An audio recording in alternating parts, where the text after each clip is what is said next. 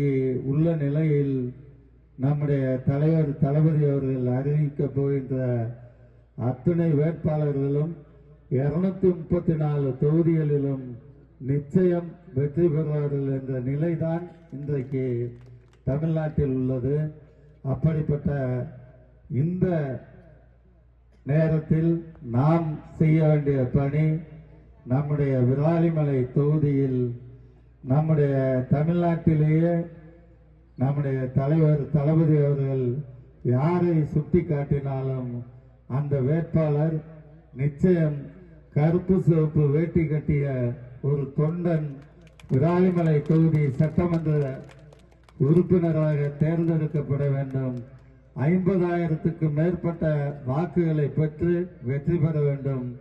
அதற்கு கட்டியம் கூறுகின்ற கூட்டம் தான் இந்த கூட்டம். யாரு தப்பு செஞ்சாலும் அந்த தப்புக்குரிய தண்டனையை அடுத்த 10 மணி நேரத்துக்குள்ள கைது பண்ணி சொந்த கட்சிக்காரனா இருந்தாலும் தூக்கி ரிமாண்ட் பண்ணணும்னு சொல்ற இடத்துல கலைஞர் பத்த பிள்ளை மு.க. ஸ்டாலின் என்ற கண்ணியமான மனிதன் முதலமைச்சர். விஜயபாஸ்கர் இந்த தொகுதிக்காக ஒரு பள்ளிக்கூடத்துக்காக ஒரு அப்ளிகேஷனை பள்ளி கல்வித்துறை அமைச்சருக்கு கொடுத்தாருன்னு ஒரு படத்தை நீங்க என்னைக்கா பார்த்தது உண்டுன்னு வெளிப்படையா சொல்லுங்க. பார்த்தோம் இல்ல ஒரு 2 அரசு மருத்துவமனை வரணும்னு சொல்லி மா சுப்பிரமணியனை பார்த்து 2 மனுவை கொடுத்தாருன்னு மனப்பூர்வமா ஒரு படத்தை வெளியிட்டாருன்னா மனசாட்சியோட நீங்க எல்லாம் அப்படியே சொல்லுங்க. நான் மேடையில இருந்து கை தட்டுறேன். இதனாலதான் தெளிவா சொன்னேன், 10 பைசாவுக்கு பிரயோஜனம் இல்லை. ஆனா இந்த ஓட்டை பாலா போன பல நழுவி பால்ல விழுவும் நினைச்சேன். ஆனா விஜயபாஸ்கர் பாலும் கிணத்துல விழுந்துருச்சு பாரு. அதை நினைக்கும் போதுதான் எனக்கு மிகப்பெரிய வேதனையாக இருக்கு. பிறந்த நாள் விழாவுக்கு தலைமையேற்று நடத்தி கொண்டிருக்கிற மாவட்ட கழகத்துடைய செயலாளர் வழக்கறிஞர் அருமையன்பர் செல்லபாண்டியன் அவர்கள் நவம்பர் 28ஆம் தேதி துவங்கி தொடர்ந்து நம்முடைய இளம் தலைவராக தமிழகத்திலே ஒரு மிகப்பெரிய எழுச்சியை இளைஞர் மத்தியிலே ஏற்படுத்தி வருகின்ற தமிழ்நாட்டினுடைய துணை முதலமைச்சர் இளைஞரணி செயலாளர் உதயநிதி ஸ்டாலின் அவருடைய பிறந்த நாள் விழாவை எந்த மாவட்டத்திலும் இல்லாத அளவுக்கு இந்த புதுக்கோட்டை மாவட்டத்திலே சிறப்பாக ஏற்பாடு செய்து எல்லாவற்றுக்கும் மேலாக கடந்த 9ஆம் தேதி இங்கே புதுக்கோட்டைக்கு வருகை இருந்த உதயநிதி ஸ்டாலின் அவர்களுக்கு ஏறத்தாழ 60 கிலோமீட்டர் அளவிலே ஊர்வலமாக அழைத்து சென்று ஒரு மாபெரும் வரலாற்றை இந்த புதுக்கோட்டையில் படைத்து இன்றைக்கு கூடாலை பற்றி முரசொலியிலே அவருக்கு கட்டுரை எழுதியிருக்கிறார். அப்படிப்பட்ட போற்றுதலுக்குரிய உதயநிதி ஸ்டாலின் அவருடைய பிறந்தநாள் விழாவிலே எனக்கும் பேசுகிற வாய்ப்பை அவர் உருவாக்கி கொடுத்திருக்கிறார். சொன்னார், திமுக ஆட்சியில் இருக்கிற காரணத்தினால் தமிழ்நாட்டிலே மக்கள் நன்றாக இருக்கிறார்கள், வளமாக இருக்கிறார்கள்.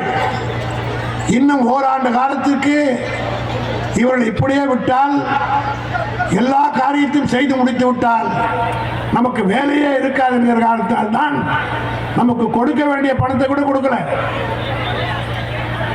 மோடி சர்க்காரத்திலே நாங்கள் பிச்சை கேட்கல. நாம ஒரு வருடத்திற்கு இதுவரையில கட்டியிருக்கிற வரி பணம் 6,28,000 கோடி.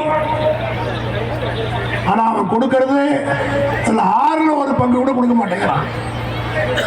கேட்டால் தமிழ்நாடு வாரி வாரி வழங்குகிறது, இலவசம் கொடுக்கிறது, பெண்களுக்கெல்லாம் மாதம் மாதம் 1000 ரூபாய் கொடுக்கிறது.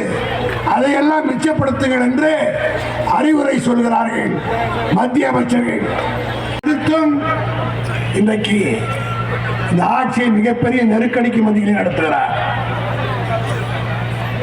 இங்கே சூர்யா சுட்டி காட்டியதை போல ஹிந்தி படிக்கலன்னா உனக்கு பணம் கொடுக்க மாட்டேங்கிற அதான் அர்த்தம். நமக்கு கொடுக்க வேண்டிய 2000 கோடி ரூபாயை குஜராத்து கொண்டு போய் கொடுத்து நான் சொல்றதை நீ கேட்டாதான் உனக்கு பணம் கொடுப்பேன் என்று சொல்கிறார் என்றால் என்ன அர்த்தம்?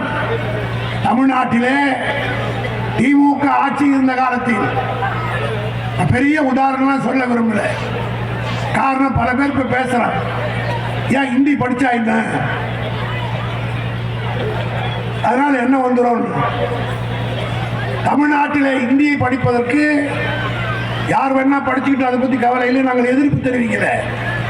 அரசாங்க பள்ளியிலே கம்பல்சரி ஆக்கிட்டாங்கன்னா நிச்சயமாக நம்முடைய ஆட்கள் முன்னேற முடியாது. அதற்கு பல உதாரணங்களை என்னாலே சொல்ல முடியும். திமுக கடந்த காலங்களிலே ஆட்சியில் இருந்த காலம் வரை மோடி வருவதற்கு முன்னால் டெல்லியை விரட்டி வைத்திருந்தோம். இந்தி நுழையவில்லை. ஒரே உதாரணம் சொல்றேன்.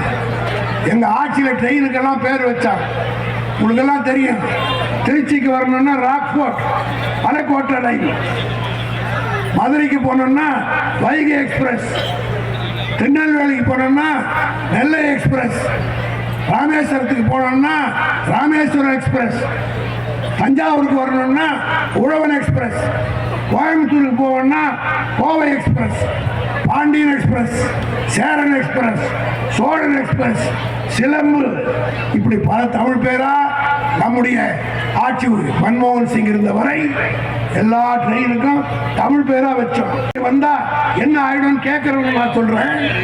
இதுவரையிலே தமிழ்நாட்டிலே ஓடுகிற எல்லா ட்ரெயினுக்கும் கலைஞரும் திராவிட முன்னேற்ற கழகம் ஆட்சியிலே இருந்தவரை, ஏன் ஜெயலலிதா இருந்தபோது கூட தமிழ் பெயரை வைத்துத்தான் அவர்கள் மரியாதையாக நடந்து கொண்டார்கள். ஆனால் மோடி வந்த பிறகு 2 ட்ரெயின் விட்டுருக்காங்க. இப்போ என்ன பேரு? ஒன்று பேர் தேஜா, இன்னொன்று பேர் வந்தே பாரத். இதுல இருந்தே நமக்கு புரிந்து கொள்ள வேண்டாமா? தமிழை அழிப்பதற்கு எல்லா வகையான ஏற்பாட்டை மத்தியில் இருக்கக்கூடிய மோடி செய்து கொண்டிருக்கிறார். அண்ணாமலை சொல்கிறார், இந்தியை படித்தால் என்ன கெட்டு விடும் என்று. நான் அவருக்கு சொல்கிறேன், நீ தமிழனுக்கே பிறக்கல. நீ தமிழனுக்கு பிறந்திருந்தால் அந்த உணர்வு உனக்கு இருந்திருக்கும்.